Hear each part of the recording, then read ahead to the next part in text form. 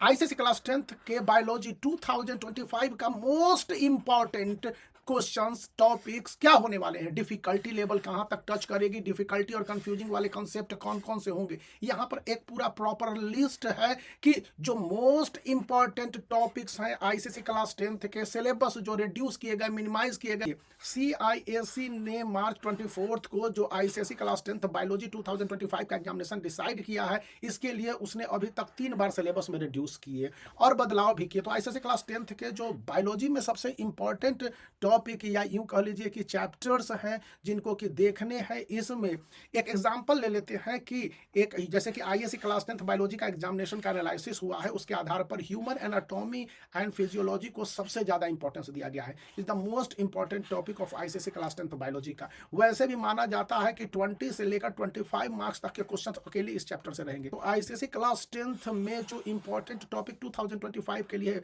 कि human anatomy and physiology से 28 marks के क्वेश्चंस को बार बार कहा जा रहा है, प्लांट फिजियोलॉजी से 16 मार्क्स के क्वेश्चंस को कहा जा रहा है, बेसिक बायोलॉजी से 12 मार्क्स के क्वेश्चन को कहा जा रहा है, पॉल्यूशन एंड पॉपुलेशन दोनों से रिस्पेक्टिवली 12 मार्क्स एंड 6 मार्क्स के क्वेश्चंस, और ह्यूमन इवोल्यूशन से 6 मार्क्स के क्वेश्चंस हैं। ये इसके दम है जिसके आधार पर आईसीएससी क्लास 10th का जो टॉपिक 2025 का है, यहाँ पर कैंडिडेट या स्टूडेंट को ध्यान देने होंगे बायोलॉजी के टॉपिक को लेकर। खास करके ये जो देखा जा रहा है कि evolution of man and industrial melanism, ये टॉपिक काफ़ी इंपॉर्टेंट और कंफ्यूजिंग भी माने जाते हैं। फिर एक्सपेंशन ऑफ एनएडीपी आप देख लेंगे। आइडेंटिफाई ऑड टर्म के साथ साथ मेंशन करना होगा categories of other from term related to circulatory system. Circulatory system से ऑड आउट और आपको categories of others from the term related to circulatory से क्वेश्चन पूछे जाने की संभावनाएं बहुत ज़्यादा बताई गई हैं। फिर identification of dominant and recessive alleles, तो इससे ऑफ अ ट्रेट, तो ये इनहेरिटेंस वाला ये पार्ट काफ़ी इंपॉर्टेंस है। Dominant and recessive alleles of a trait, तो एलिलीज है, इससे क्वेश्चंस रहने की संभावना है। Difficulty in answer term like, जो टर्म से आंसर डिफिकल्टी होंगे जैसे कि ओव्यूलेशन को लेकर, प्रोटीन ऑक्सीजन है, ये सारे टॉपिक्स कुछ इस तरह के टॉपिक्स हैं जिनको लेकर कहा जाता है कि स्टूडेंट इनको अच्छी तरह से देख लें। डिफेक्ट ऑफ आई, इसमें आपको long sightedness, short sightedness, myopia, और उसके बाद फॉर्मेशन ऑफ इमेज है। फिर observation of colour changing during the starch test for expansion, experiment on photosynthesis, एक बहुत ही हॉट टॉपिक रहा है सीआईएससी के लिए। इसमें PYQs को भी शामिल कर लिया गया है आपको बताने के लिए इसके लिए जो पिछले 10 ईयर्स के सीआईएससी के सिलेबस को अच्छी तरह से रीड करने की बात कही जाती है। Number of cranial nerves and spinal nerves को आपको पढ़ लेने हैं।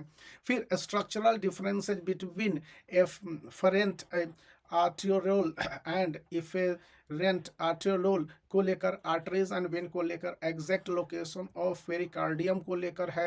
ये सारे चीज इस तरह से ये सारे टॉपिक्स हैं जिसको कि स्टूडेंट को एक बार आपके पास संडे का समय है, आप इसको रिवाइज कर ही लीजिए क्योंकि इससे क्वेश्चंस रहने की संभावनाएं ज़्यादा होंगी। अब देखिए कुछ टर्म के डेफिनेशन है जैसा कि हार्मोन है, फिर थिगमोट्रोपिज्म है, फिर इसके बाद डायपेडिसिस है, फिर अल्ट्रा फिल्ट्रेशन है, मिक्स्ड नर्व है। इसको आप डिफाइनिंग द टर्म के अंतर्गत पढ़ सकते हैं। Part of the year responsible for static equilibrium, तो स्टैटिक रिस्पॉन्सिबिलियम और डायनामिक इक्विलिब्रियम को लेकर ईयर जो रिस्पॉन्सिबल है ये भी देख सकते हैं। लिमिटेशन ऑफ यूजिंग पोटोमीटर, तो ये आपके टर्म यदि आप देख लेते हैं तो लगेगा कि आपने कुछ इसको अच्छी तरह से समझ लिया है।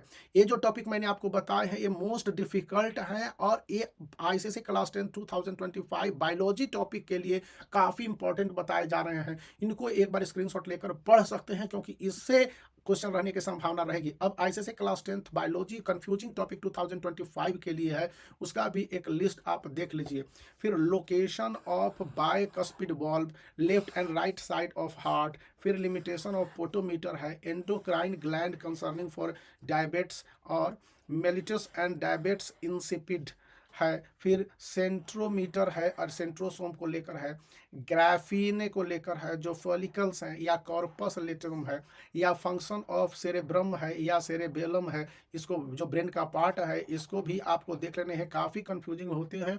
और उसके बाद डायमीटर ऑफ एफरेंट आर्ट्रियोल और इफरेंट आर्टियोल को डायमीटर को लेकर आप इसको देख लेंगे। फिर जो कलर चेंजिंग की बात कही जा रही है, लेफ्ट आफ्टर स्टार्च टेस्ट, फिर ट्यूबेक्टोमी और वैसेक्टोमी को देख लीजिएगा। फिर haploid and diploid number of chromosomes है, पोजीशन ऑफ क्रोमोसोम या क्रोमेटिड यानी chromatid threads in different phases of mitosis है। तो ये टॉपिक काफ़ी कंफ्यूजिंग है, आप इनको देख लेने हैं। और इसी के साथ इस चैनल को लाइक कर सकते हैं, शेयर भी कर सकते हैं और सब्सक्राइब करना जरूर याद रखें।